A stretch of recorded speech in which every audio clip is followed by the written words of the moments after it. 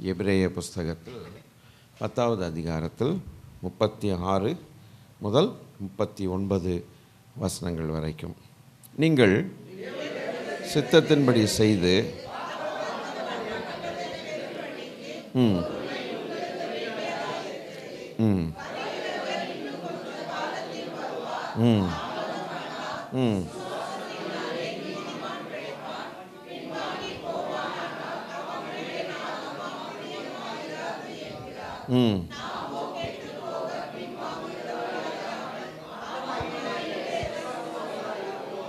ஆமென். அதில் 35 கூட ஸ்டார்ட் பண்ணிட்டா நல்லாயிருக்கும். ஆகையால்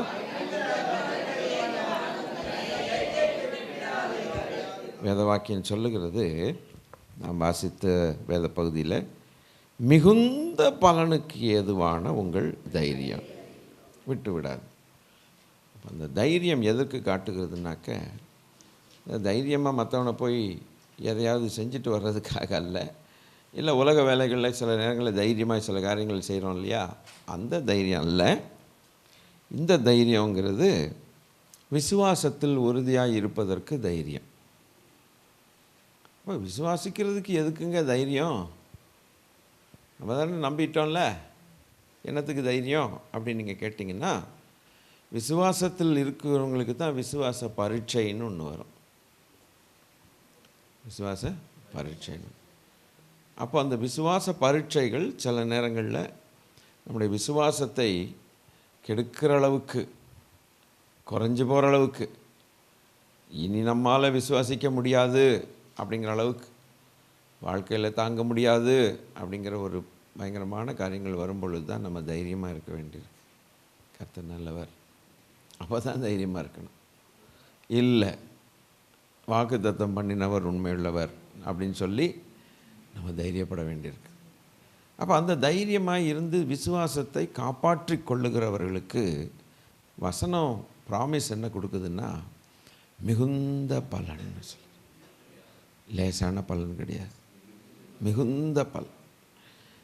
அந்த ஒரு வசனமே நமக்கு அவ்வளவு ஒரு ஆறுதல் படுத்தி நம்மை ஊன்ற கட்டுகிற வசனமாக இருக்கு. அந்த தைரியத்தை நீங்கள் விடாதிருங்கள் என்று சொல்லு. அப்போ நமக்கு முன்னால் ஓடின பரிசுத்தவான்கள் இதை கர்த்தருடைய ஆவியானவர் அவர்கள் மூலமாக எழுதினார் என்று சொன்னால், இவர்கள் அந்த பாதையில் போகாமல் எழுதலையே. என்ன சொல்ல வரீங்க?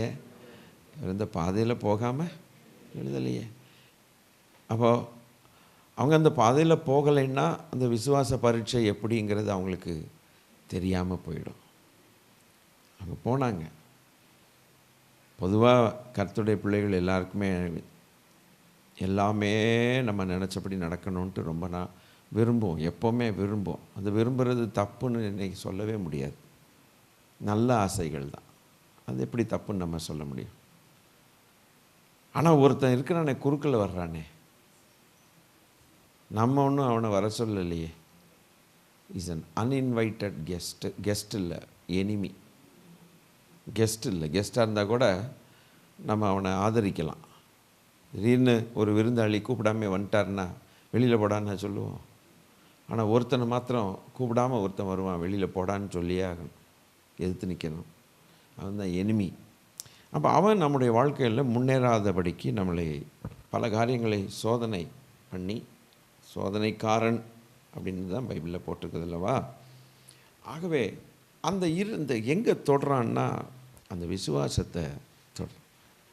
அவனுக்கு மெயின் எய்ம் என்னன்னா, கர்த்தரை பற்றி கொள்ளக்கூடாது, கர்த்தரை பற்றி கொள்ளக்கூடாது.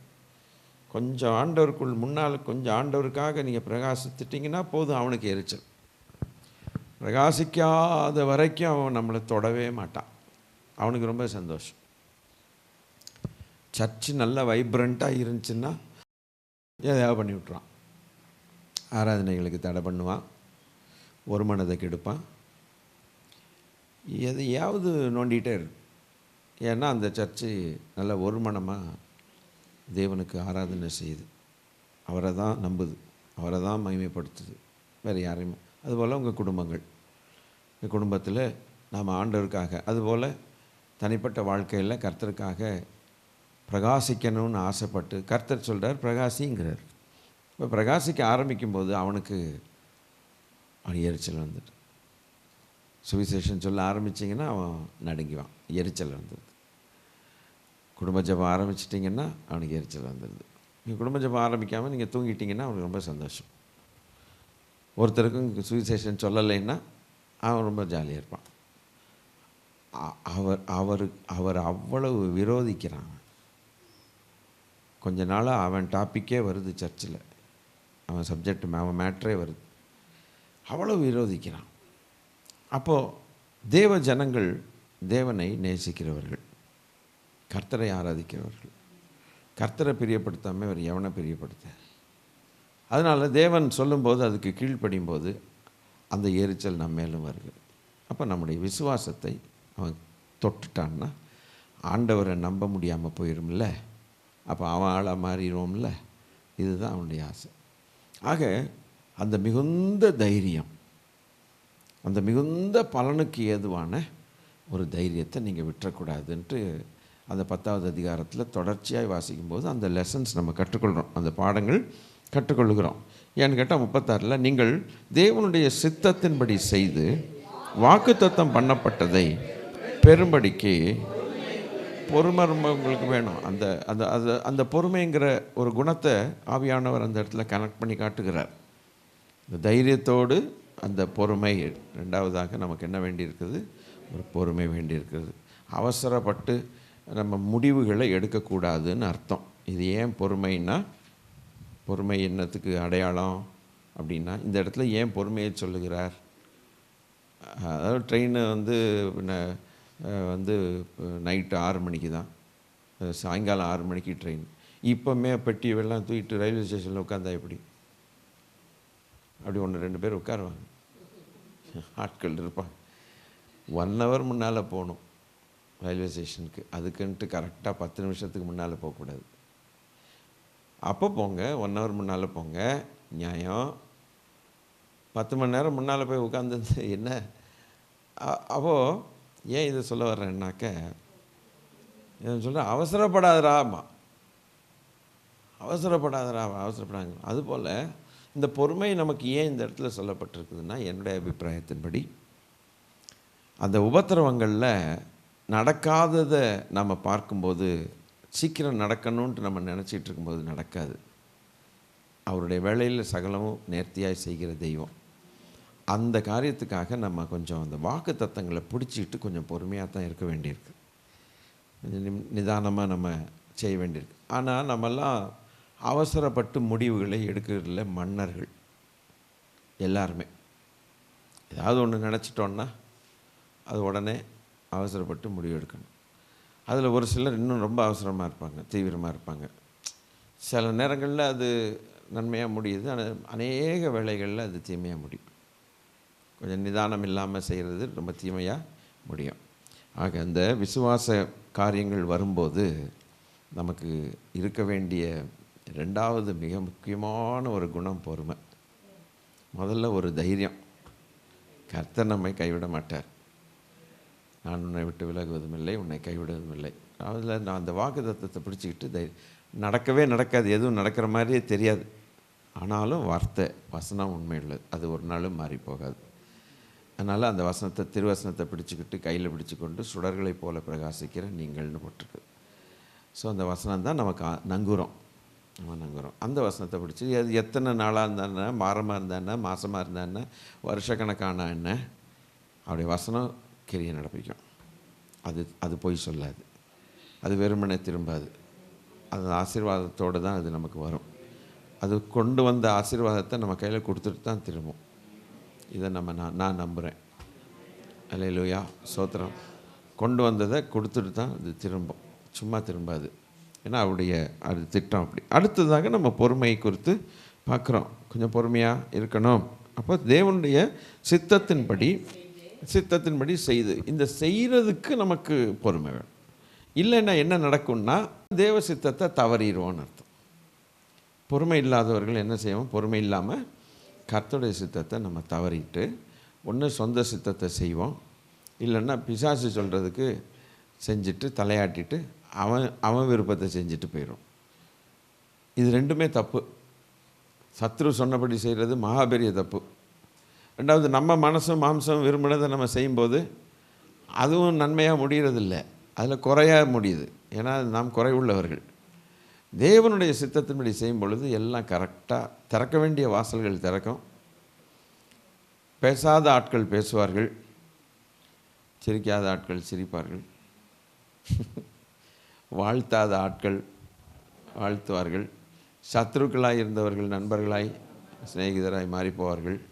காரியங்கள் கைகூடி வரும். நமக்கு ஒரு பெரிய சமாதானம் இருக்கும், தேவனுடைய சமாதானம் இருக்கும். அது உலகத்தாருக்கும் மற்ற சக விசுவாசிகளுக்கும் சக நண்பர்களுக்கும் அது தெரியாது, அந்தந்த நபருக்கு தான் தெரியும்.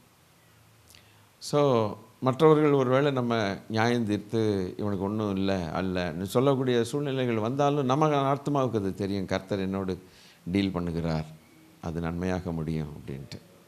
ஸோ இந்த பொறுமை ரொம்ப எதுக்குன்னு கேட்டால் தேவனுடைய சித்தத்தின்படி நம்ம செய்யணும். எல்லாமே நம்முடைய சித்தம் ஆகட்டும்னு சொல்லி கொஞ்சம் பொறுமையாக கர்த்தருக்காக பொறுமையோடு காத்திருந்தேன் அப்படின்னு சங்கீதக்காரன் சொல்கிறான்.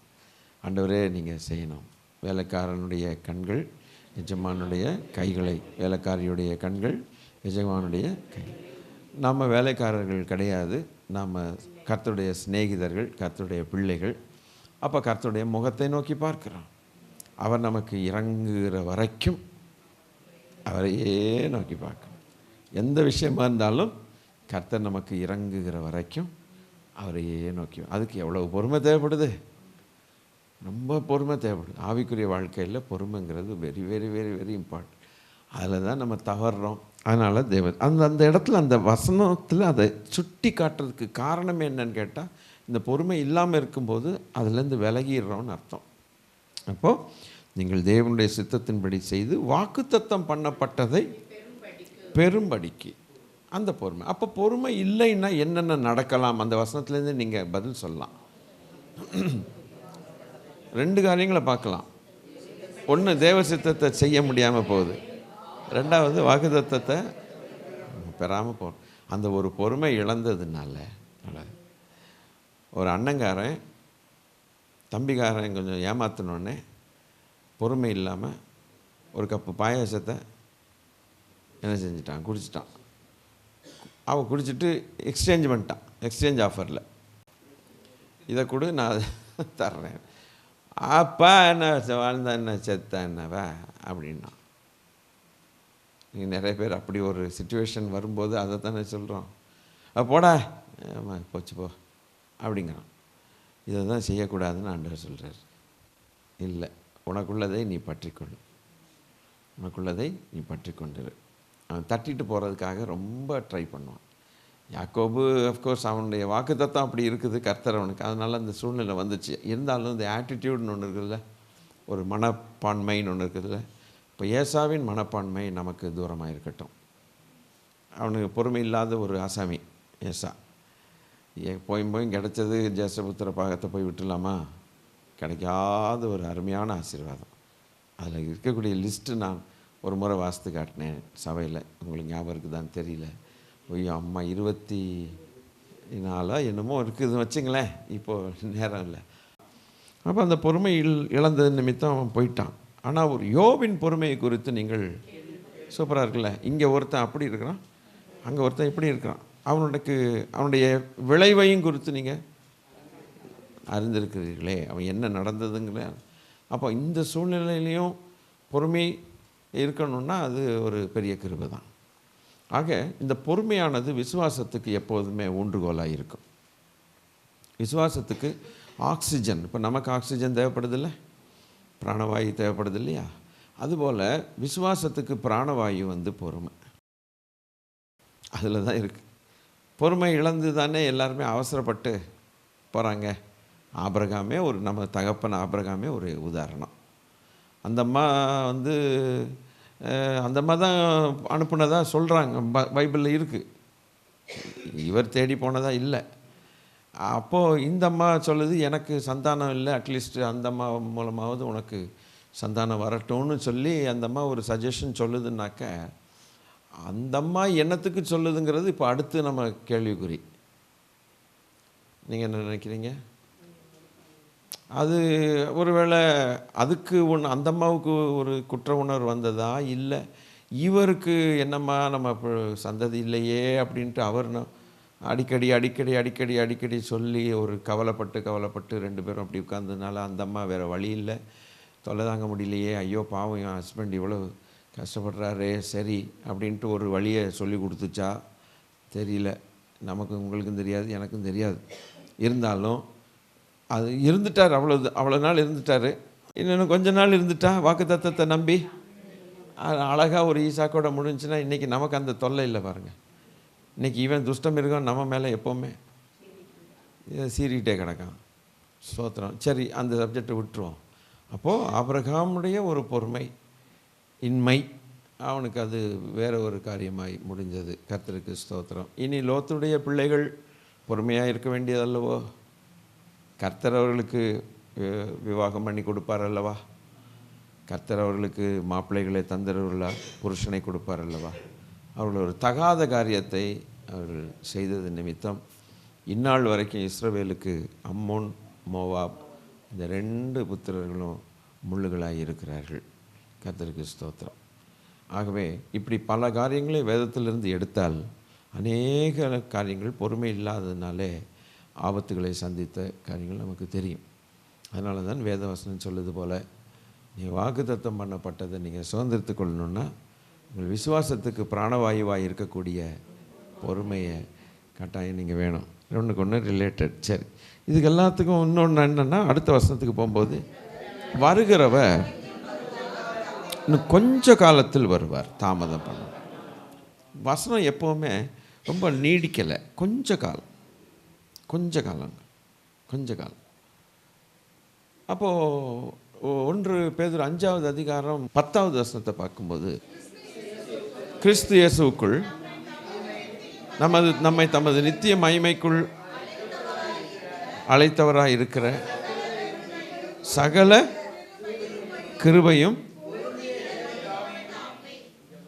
கிருபையும் பொருந்திய தேவன் தாமே. அது பார்த்தீங்களா, அங்கேயும் கொஞ்ச காலம் வருது பார்த்தீங்களா? கொஞ்ச காலம் அதை தேத்தணும். மக்களை என்ன செய்யணும்? சகோதரிகளை குடும்பங்களை கொஞ்ச காலம் தாங்க. உலகத்தானே சொல்கிறான்ல கொஞ்ச காலம் தாங்க அப்படின்ட்டு. கர்த்தர் நல்லவர். இரவும் பகலும் தம்மால் தெரிந்து கொள்ளப்பட்டவர்களுடைய விஷயத்தில் கர்த்தர் நீடிய பொறுமை உள்ளவராக இருக்கிறார். அந்த ஒரு அம்மா எவ்வளவு பொறுமையாக கேட்டுச்சு பற்றில. வாழ்க்கையில் வெக்ஸ் ஆகக்கூடிய ஒரு சூழ்நிலைகளும் நமக்கு வருது. வெக்ஸ் ஆயிடுவோம், இனி இதுக்கு மேலே முடிஞ்சிருச்சுடா அப்படின்னு சொல்கிற அளவுக்கு சில சோதனைகள் வரும்போது அந்த அம்மாவை தான் நினச்சிக்கணும். அந்த அம்மாவுக்கு ஆதாரமே இல்லை, ஆறுதல் சொல்கிறவனும் இல்லை, ஆதாரமும் இல்லை, ஒன்றுமே இல்லை. பஞ்சாயத்தில் இருக்குது, வர வேண்டிய நன்மைகள் வரல. சரி, ஐயாட்ட போனால் அவர் ஜட்ஜ் ஐயா ஏதாவது செய்வாருன்னு சொல்லி எவ்வளோ நாளையாக நம்பிக்கிட்டு இருக்கிறதுக்கு அப்படின்னு அந்த அம்மா ஒருவேளை நினச்சிருக்கலாம். தேவனுக்கு பயப்படாதவன், மனுஷனுக்கு பயப்படாதவன்.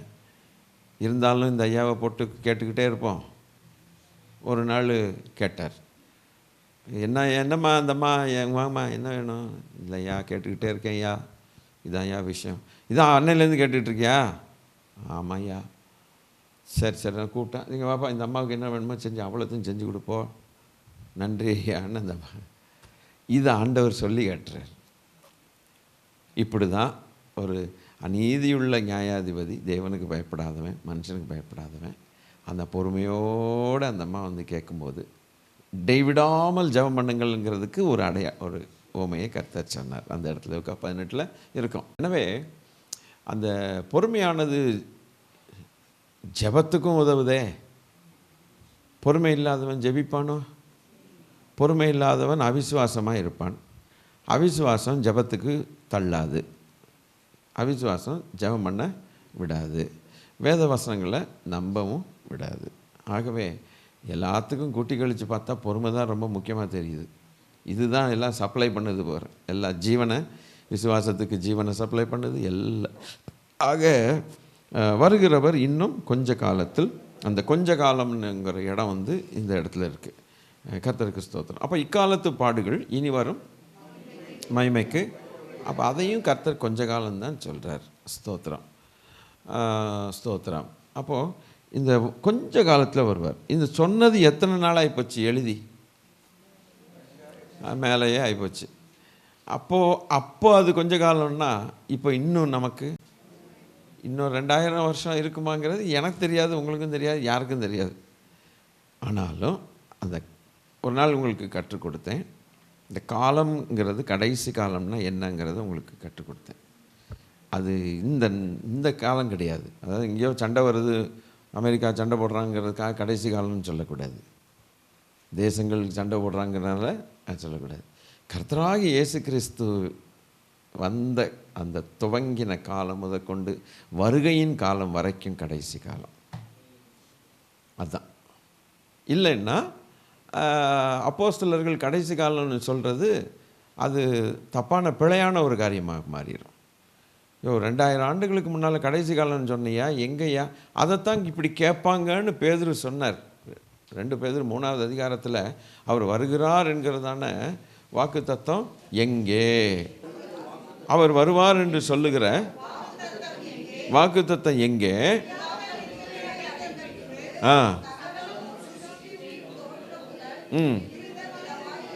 அது அப்படித்தானே இருக்குது. சூரியன் சந்திரன்லாம் அப்படித்தானே இருக்குது. ஒன்றும் ஆக காணோம். அவர் வர்றேன்னு டமால் டொமில் எதுவும் மாறி போச்சா? ஒன்றும் இல்லை, அப்படியே தான் ஏன் இருக்குது. இவனுக்கு மூளை இப்போ எப்படி வேலை செய்து பற்றியில எப்படி கேட்குறான் பாருங்க. அப்புறம் அப்படி தானே இருக்குது. பிறகு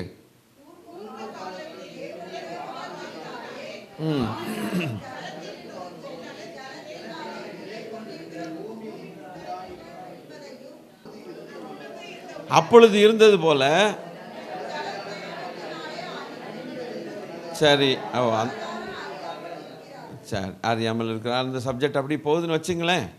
பட் இவன் கேட்குற கேள்வி என்னென்னா, அப்படியே தானேப்பா எல்லாம் இருக்குது, அவர் வர்றாரு, புலி வருதுன்னு சொல்லிகிட்டே கிடக்கிற நீ அப்படின்னு சொல்லக்கூடிய காலங்கள் இருக்குது. அப்போது நமக்கு தெரிந்திருக்கிறபடி கடைசி காலம்னா என்ன? ஆண்டவராகிய நம்முடைய இரட்சகர் வந்த நாள்லேருந்து திரும்பவும் அவர் வரக்கூடிய நாள் வரைக்கும் இருக்க காலகட்டம் கடைசி காலம். இது உங்களுக்கு இந்த தெளிவு கிடைச்சதுக்காக நான் நன்றி சொல்லுகிறேன், ஆண்டவருக்கு நன்றி சொல்லுகிறேன். அப்போ நம்ம கரெக்டாக புரிஞ்சுக்குவோம். அப்போது ஆண்டவராகிய இயேசு கிறிஸ்து உலகத்திலே பாவத்தை சுமப்பதற்காக வந்த நாள் முதற்கொண்டு திரும்ப சபையை எடுத்துக்கொள்ள போகிற 2வது வருகை, ரகசிய வருகை வரைக்கும் இருக்க காலங்கள்லாம் இதில் இடைப்பட்ட மக்கள் கடைசி காலம்னு எப்போ சொன்னாலும் அது கடைசி காலம் தானே. அப்படி தானே? அது அப்போஸ்தலர்கள் காலத்தில் சொன்னால் என்ன, இப்போ சொன்னால் என்ன, இல்லை இது ரெண்டுக்கும் நடுவில் வாழ்ந்த மக்கள் எல்லாமே கடைசி காலம்தான். அதனால தான் அவங்க கடைசி காலம்னு சொல்கிறாங்க. இந்த தெளிவு நமக்கு ரொம்ப நாளாக இல்லாமல் இருந்தது. நம்ம நினச்சிட்டோம் இங்கே யுத்தங்கள் நடக்கும்போது கடைசி காலம்னு சொல்லிட்டு போகிறோம். ஆக்சுவலாக வசனத்தின்படி கடைசி காலங்கிறது இந்த காலம், அந்த காலகட்டம். இது காலத்துக்கு அப்புறம் நமக்கு ரட்சிப்பு கிடையாது. இரத்த சாட்சியாக தான் மரிக்கணும். இந்த கிருபையின் காலத்துக்கு அப்புறம் இனி கிருபையின் வாசல்கள் அடைபட்டும் அப்போ இரத்த சாட்சியாக. அப்போ வருகிறவர் இன்னும் கொஞ்ச காலத்தில் வருகிறார். அப்போ அந்த வரும்போது நம்ம பரமதேசத்தை அடைகிறதுக்கான வாக்குத்தத்தம் நமக்கு உண்டு.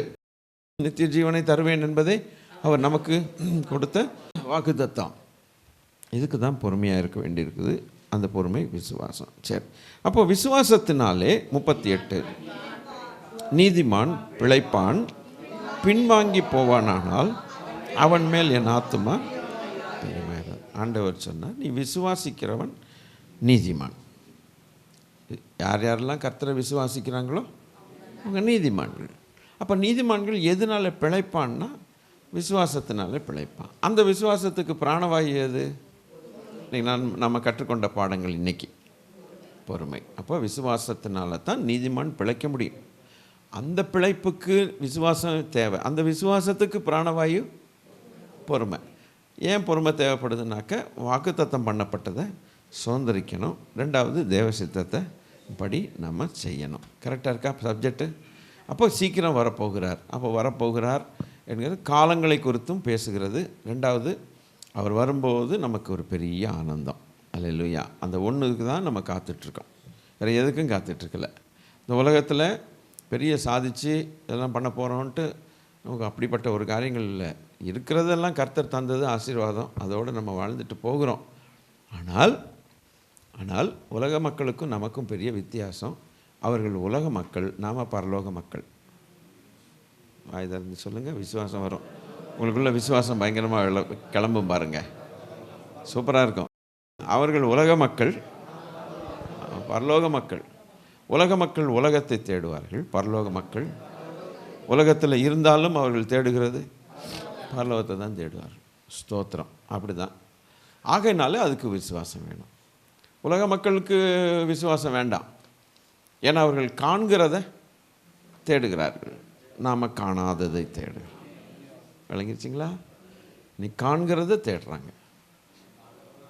நம்ம ஒன்றும் தங்க வீதிகளையும் அதையும் தூதர்களையும் பார்த்ததே கிடையாது. ஆனால் ஒன்று உண்டு, வாக்குத்தத்தம் பண்ணியிருக்கிறார். அதுதான் உலகத்தில் உட்காந்துக்கிட்டே பரலோகத்து பிள்ளைகளாக நம்ம உட்காந்துக்கிட்டு இருக்கிறோம்.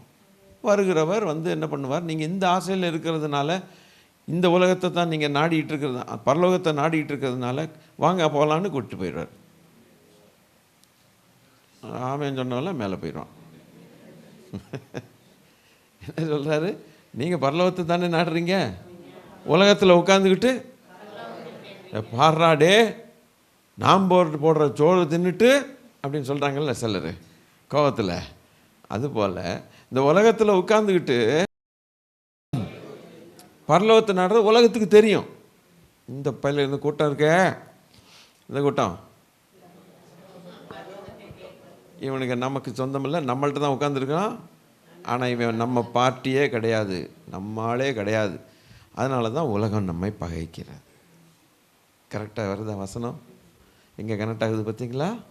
உலகம் நம்மளை பகைக்கிறதுக்கு காரணம் என்னன்னு கேட்டால், உலகத்துக்கு நல்லா தெரியும் இந்த கோஷ்டி பரலோகத்துக்கு போகிற கோஷ்டி, இவங்க உள்ள ஒத்தே போக மாட்டாங்க, இவனுங்க நம்ம சொல்கிறதெல்லாம் கேட்க மாட்டானுங்க. ஆனால் உன்னான்னா பரலோகம்மா, இவன் உயிர் நாடியெல்லாம் எங்கே இருக்குது, பேச்சு மூச்செல்லாம் அங்கே இருக்குதா அப்படின்னா இந்த நாத்துமாவை போட்டுரும்.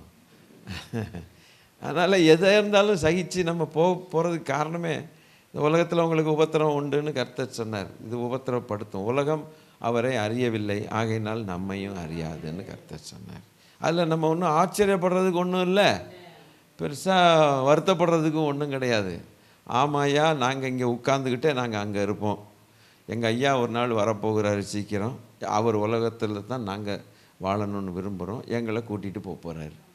கர்த்தருக்கு ஸ்தோத்திரம். அப்போ நீங்கள் புரியும் நாங்கள் எதுக்காக வாழ்ந்தோன்ட்டு. அது ஒன்று தான் நம்ம நம்பிக்கை. எனவே விசுவாசத்தினால நீதிமான் பிழைப்பான். நாமோ கெட்டுப்போக பின்வாங்குகிறவராக இல்லாமல் ஆத்துமா. இப்போது ஒரு சின்ன ஒரு பாடம், முக்கியமான பாடம் என்னன்னா, இந்த அருமையாக ஒரு பொறுமையை வச்சுட்டு அப்புறம் ஒரு விசுவாசத்தை வளர்த்துட்டு வாக்குத்தத்தத்தை நம்பி தேவ சித்தத்தின்படி செஞ்சு அப்புறம் கர்த்தருடைய வருகைக்காய் காத்திருந்து கொஞ்ச காலத்தில் இந்த பாடுகள்லாம் கொஞ்சம் சகிச்சு போகிறவங்க பின்வாங்கி போயிடக்கூடாதுன்ட்டு ஒரு பாடம். என்ன பாடம்? பின்வாங்கி ஒருத்தரும் போகக்கூடாது. அப்போ ஒரு மனுஷன் பின்வாங்கி போவானால் என் ஆத்துமாவின் மேல் பிரியமாயிராது. ரொம்ப கஷ்டப்பட்டுருவேங்கிறார் ஆண்டவர். ஒருத்தன் பின்வாங்கி போயிட்டான்னா எனக்கு ரொம்ப பிடிக்கலை, ரொம்ப கஷ்டமாக இருக்குதுன்ட்டார். நாமோ கெட்டு போக பின்வாங்குறோம். அப்போ பின்வாங்குறவன் என்ன ஆயிடுறான்னு அங்கே இருக்குது, கெட்டு போயிடுறான்னு அர்த்தம். பின்மாற்றம் அடைகிறவர்கள் அவங்க கெட்டு போகிறாங்க. அதான் ஒருவரும், அதாவது தேவன் தம்முடைய ஒரே பேரான குமாரனை விசுவாசிக்கிறவன் எவனோ அவன், வருதா அந்த வார்த்தை? கெட்டு போகாமல் வருதா? இங்கேயும் கெட்டு போகாமல் வருதா? அப்போ விசுவாசத்தை விட்டு கீழே சரிஞ்சு காலிங்க விட்டு, அழைப்பை விட்டும் விசுவாசத்தை விட்டும் ஊழியத்தை விட்டும் பரிசுத்த ஜீவியத்தை விட்டும் கிருபையை விட்டும் வழி விலகுகிறவர்கள் கெட்டு போகிறார்கள்னு வேதவசனம் சொல்லுது. கர்த்தருக்கு ஸ்தோத்திரம். ஆக ஒருவரும் கெட்டு போகக்கூடாதுங்கிறதுக்காகத்தான் கர்த்தராகிய இயேசு கிறிஸ்து வந்தார். இங்கே விசுவாசிக்கிற நீதிமான் கெட்டு போகக்கூடாது. இங்கே கர்த்தராகிய இயேசு கிறிஸ்துவை ஏற்றுக்கொண்ட பிறகு அவங்க நீதிமானாக மாறுறாங்க. என்ன, பாவி நீதிமானாய் மாறுறான். இப்போ நீதிமான் கெட்டு போகக்கூடாது. நீதிமான் எப்படி கெட்டு போவான்? பின்மாற்றத்தில் கெட்டு போகிறான். தக்காளி பழம் வெளியிலேயே 4 நாள் வச்சா கெட்டு போகுங்கிறதுக்காகத்தான் ஃப்ரிட்ஜு வாங்கியிருக்கிறோம். ஃப்ரிட்ஜில் வச்ச உடனே கெட்டு போச்சுன்னா அப்போ எதுக்கு ஃப்ரிட்ஜு? அந்த மாதிரி கதை. கிறிஸ்துவுக்குள்ளே வந்ததுக்கப்புறம், கிறிஸ்துவுக்கு வெளியில் இருந்தால் கெட்டு போயிடும். இப்போ கிறிஸ்துவுக்குள்ளே வந்துட்டோம். வந்த பிறகு கெட்டு போனால் எப்படி? அதுதான் பின்மாற்றம் அடைகிறது. இப்போ பின்னால் போகக்கூடாது. விசுவாசத்தை விட்டு விலகி நம்ம போகக்கூடாது. ஆத்தும ஈடேற இன்றைக்கி இந்த பாடங்களுக்காய் கர்த்தருக்கு ஸ்தோத்திரம். எந்திரிச்சுன்னு நம்ம ஒரு அர்ப்பணிப்போடு ஒரு சின்ன ஜெபத்தோடு கடந்து செல்லலாம். ஒரு சின்ன அர்ப்பணிப்பு. நீங்கள் கேட்ட அந்த வசனங்கள், கர்த்தர் நம்ம கற்றுக் கொடுத்த பாடங்களின் அடிப்படையில் ஒரு அர்ப்பணிப்பு, அதோடு கூட ஒரு நன்றி சொல்லி, ஆண்டவர் நமக்கு நல்ல பாடங்களை கற்றுக் கொடுத்ததுக்காய் கர்த்தருக்கு ஸ்தோத்திரம். பிரயோஜனமானவைகளை போதிக்கிற கர்த்தர், உன் தேவனாகிய கர்த்தர் நானேன்னு சொன்னார். இதெல்லாம் நமக்கு ரொம்ப பிரயோஜனம். இதுதான் ரொம்ப பிரயோஜனம். கர்த்தருக்கு ஸ்தோத்திரம். நன்றி சொல்லுங்கள் பிள்ளைகளே, தேவ பிள்ளைகளே.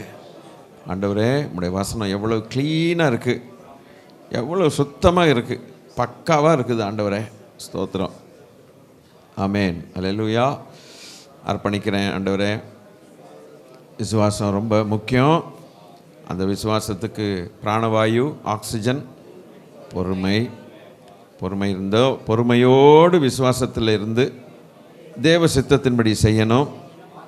வாக்கு தத்தம் பண்ணப்பட்டதை சுதந்திரிக்கணும். அதனால் ரொம்ப பொறுமையோடு காத்திருக்கணும். வர்றேன்னு சொன்னவர் அந்த கொஞ்ச காலம்தான் நீங்கள் சொல்கிறீங்களே ஒழிய பெரிய காலம்னு சொல்லலை. கொஞ்ச கால பாடு, கொஞ்ச கால விசுவாசம். இந்த விசுவாசமும் என்ன, கொஞ்ச காலம்தான். அந்த விசுவாசத்தை பிடிச்சிக்கிட்டோம்னா அதுக்கப்புறம் அவரோடு இருக்கலாம்ல. அதுக்கப்புறம் விசுவாசங்கிறதுக்கு வேலையே இல்லை. முகமுகமாக அவரை தரிசிப்போம். பிரைஸ்லாம். இப்போ தரிசிக்க மாட்டோம், இப்போ விசுவாசத்தில் தரிசிக்கிறோம். அப்போ முகமுகமாக தரிசிப்போம். அப்போ விசுவாசிக்க வேண்டிய அவசியம் இல்லை. அவரை பார்க்கும்போது எல்லாமே பார்த்துடுறோம் இல்லையா? பார்த்துட்டு வர்றதில்லை, திரும்பி அவருடைய இருக்காங்க. ஆகையினால வேத வசனம் சொல்லுது கொஞ்ச காலம். அதனால் வசனம் என்ன சொல்லுது? கொஞ்ச காலம்னு சொல்லுது. பிறகு அப்போ நீதிமான் ஆக்கப்பட்ட பிறகு நீதிமான் கூட கெடுறதுக்கு வாய்ப்பு இருக்குது. தக்காளி பழத்தை கொண்டு போய் ஃப்ரிட்ஜில் வச்சுட்டேன், கெட்டு போச்சு. காரணம் என்னன்னு கேட்டால் ஃப்ரிட்ஜை ஆஃப் பண்ணி வச்சுட்டான் எவனோ. கரண்ட்டு போச்சு. என்னப்பா அது கரண்ட்டு போனதுனால போச்சோ? ஆமாம். அதுபோல் அல்லேலூயா, இந்த கரண்ட்டு போகிறது போல் டிஸ்கனெக்ஷன். கரண்ட்டுனா என்ன, போகிறதுன்னு என்ன அர்த்தம்? ஃப்ரிட்ஜுக்கும் அந்த கரண்ட்டுக்கும் டிஸ்கனெக்ஷன் எங்கேயோ ஆகிப்போச்சு, கனெக்ஷன் கட் ஆகி போச்சுன்னு அர்த்தம். நீதிமான்கள் அந்த கட்டாகிறதுக்கு இடமே கொடுக்கக்கூடாது. ஆண்டவரோடு அந்த கனெக்ஷன் எப்போது இருக்கும். ஐயா, இதை எங்களுக்கு கற்றுக் கொடுத்தீர். அப்போது அந்த விசுவாசம் ஜீவனுள்ள விசுவாசம். அப்போ உயிரோடு இருக்கும். அப்போ கெட்டு போக மாட்டோம். ஆண்டவருக்கு பிரியமுள்ளவர்களாய் நாம் வாழ்வோம். அன்பின் பரலோக பிதாவே, இந்த பாடங்களுக்காக நாங்கள் நன்றி சொல்லுகிறோம். இந்த அர்ப்பணிப்போடு நாங்கள் செல்லுகிறோம்ப்பா. இந்த வாரத்தின் மையப்பகுதி எங்களுக்கு எவ்வளவு ஆசீர்வாதமாக கர்த்தர் வசனத்திலிருந்து போதித்தீர். தொடர்ந்து எங்களை நடத்துங்க. வந்து பார்ட்டிசிபேட் பண்ண கர்த்தருடைய பிள்ளைகள் யாவரையும் கர்த்தர் ஆசீர்வதித்து ஜெய பாதையில், வெற்றியின் பாதையில் கர்த்தர் நடத்தி இந்த பாடங்களை கற்றுக்கொண்டு அதில் உறுதியாக இருக்கத்தக்கதாக கர்த்தர் கிருபை செய்வீராக. எங்கள் ஆண்டவர் இயேசு கிறிஸ்துவின் நாமத்தில் கேட்கிறோம் பிதாவே. ஆமென். என் ஆத்துமாவே கர்த்தரை ஸ்தோத்திரி, என் ஆத்துமாவே கர்த்தரை ஸ்தோத்திரி, அவர் செய்த சகல வாரங்களையும் மறவாதே. ஆமென். அல்லேலூயா. கர்த்தர் உங்களை ஆசீர்வதிப்பாராக. God bless you. Praise the Lord.